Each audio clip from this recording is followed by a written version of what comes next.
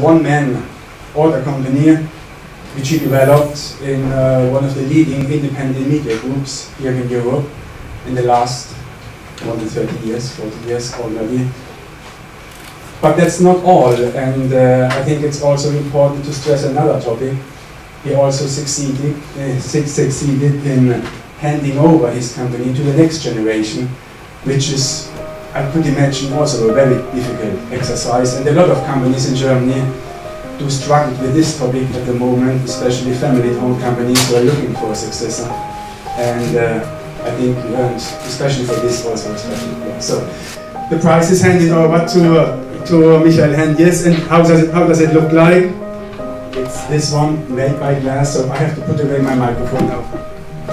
It's too difficult. Looks like a flame. Yes. Thank you very much. Very beautiful. Thanks very much to Christian, the committee. I don't know who's responsible again. I'm afraid it might be you for the most part. But I'm very, very happy to receive this award. And yes, I think probably the most important achievement that he was able to just give up and pass the company to my son, and being not involved anymore, only not very remotely from time to time. And it's true that for you young guys, this is much too early. Most of you will still have to probably start and become successful, but once you've done it for 30-something years, a lot of people fail in passing it to the next generation. I was very lucky having a very skilled son. I was very lucky having lots of other interests outside business. That's something that was not really mentioned here. That's one of the things. In case I get interviewed, I would say there's other things in life than business. Business is important, but there's much more important things in life to have a fulfilled life. Thank you very much. Thank you.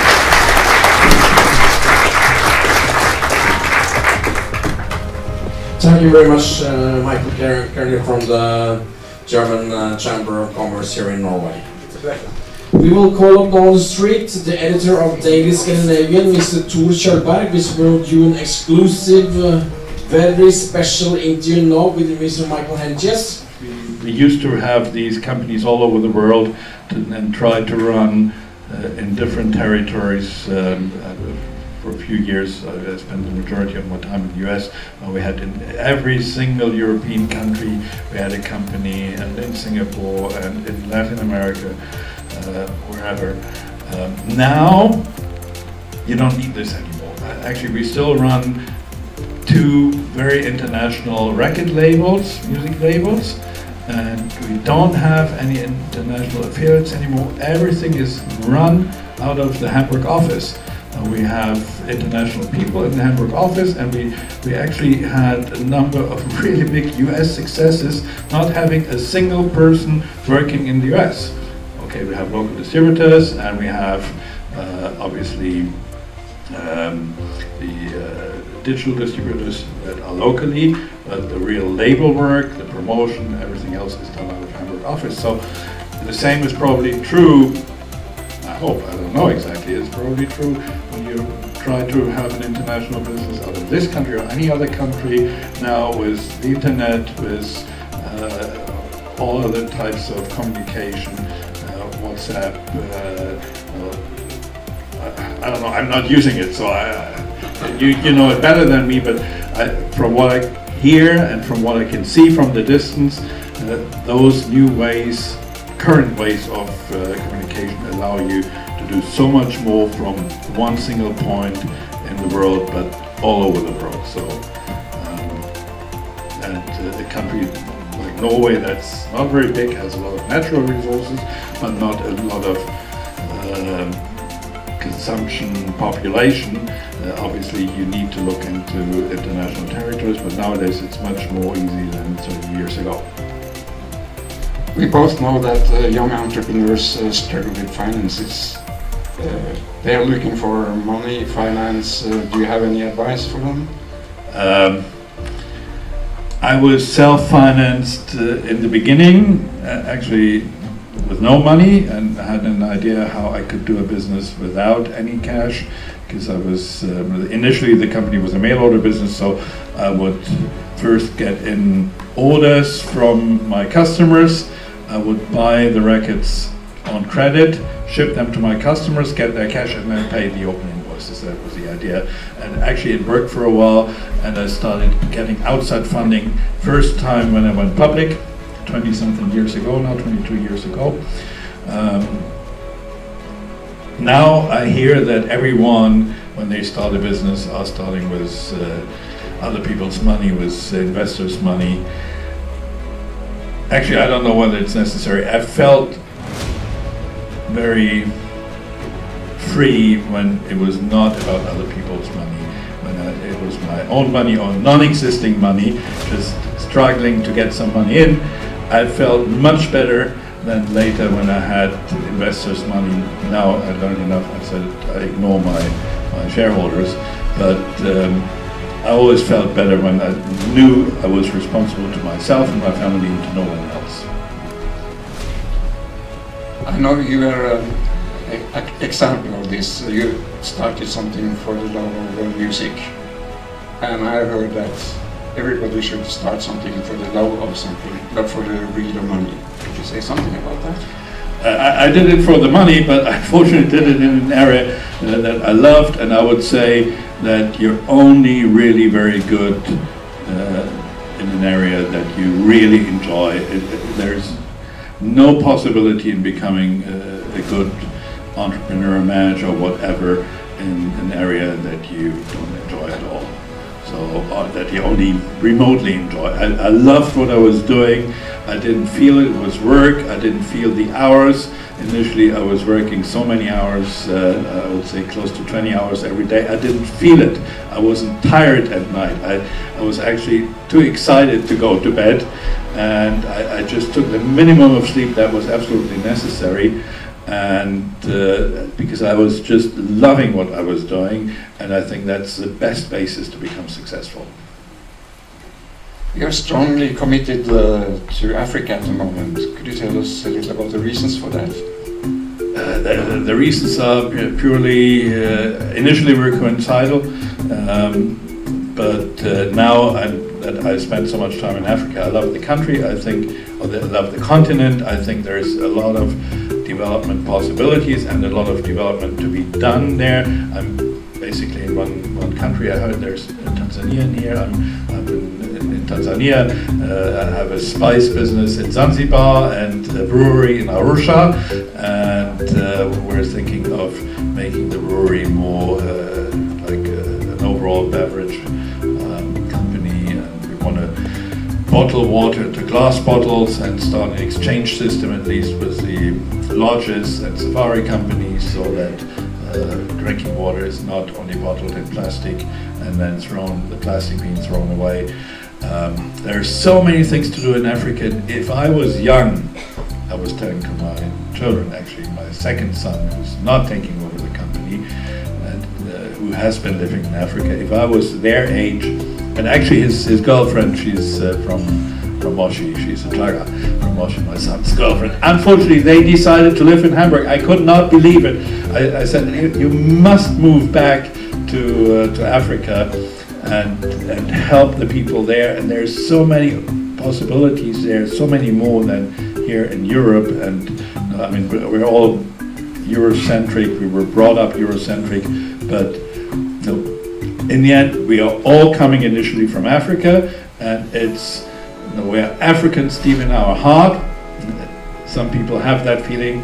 I found it the first time I went there. I felt somehow home, and it was the first time I came to Africa, so it must be somewhere deep in my genes, and we all have it. As I said, we all come from Africa, and actually also beer comes from Africa.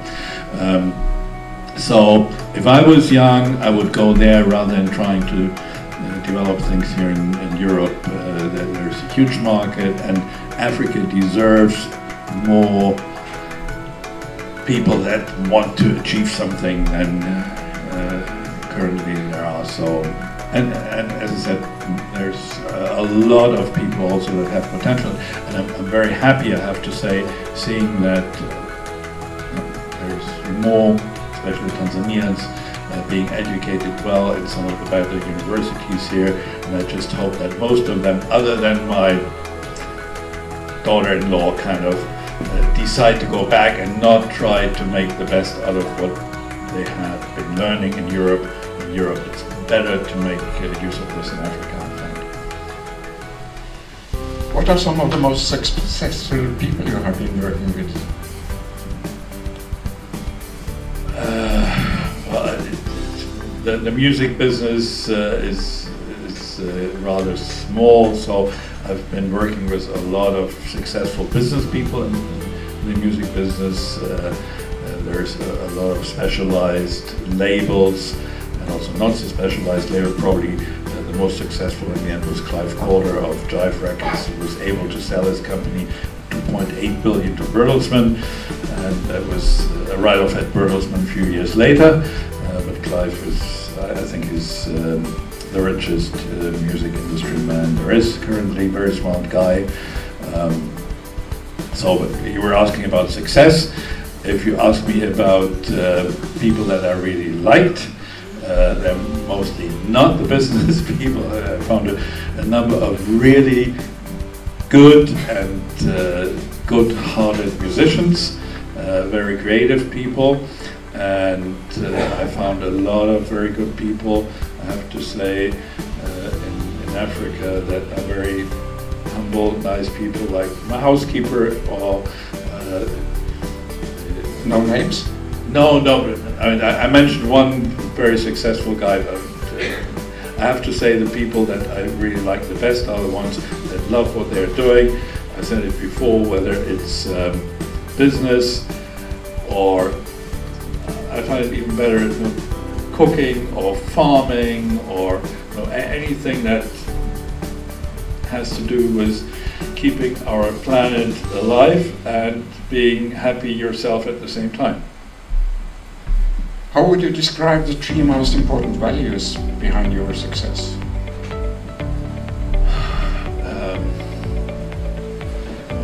I mean, as I said before, you need to have a certain ethical concept. If you're in it for the money, it's wrong. You also have to make sure that anything that looks like quick money, you better avoid. I made a few mistakes when I thought it was going to be quick money and would be helpful. Usually no.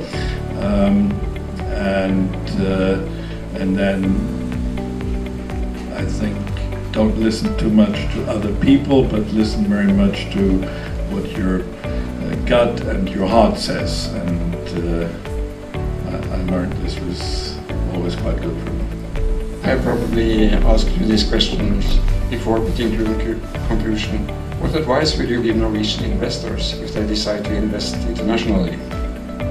I don't have any advice for them, really. Not any projects, businesses or markets? No, I'm not an investor, and I heard from my predecessor here that we invested in the same company, and actually it's not me, it's my son. My son is much more like that. He's much more like an investor in a way. He learned the business not from coming from the music side, even though he's a medical doctor, he learned it from the financial side, and he's an investor. I'm not. When I invest, like in Africa, I'm not doing it as an investor, I'm doing it with my heart, and because I love the country, and because I love the spices, because I cook myself, and because I love the beer that we're doing. One of the reasons was that I didn't like the local beer of the big breweries, and I wanted to, and usually I'm a wine drinker, but when you're in Zanzibar and it's really hot, wine doesn't taste that well, and then the local beer, you know, at Kili and Safari, it's not my type. I wanted some really good beer, and then I said, okay, then I invest. But that is not what a typical investor does. I hope for them. Is there a question you are missing? Anything you would like to add? No, I would like to add again, thank you so much, Christian. Thank you, anyone else who was on that committee for that award. The Lifetime Achievement Award comes a little early. I still have a few plans, not in the original business, and and the other things I'm doing. And again, thanks very much for giving that to me, and thanks very much the young audience here for listening to me. And I just want to add again, money is important, but the most important thing is try to get happy in your personal life with your family, with interesting hobbies, with your children, with your day-to-day living, and then everything will work out okay. Thanks. Thank you for joining us.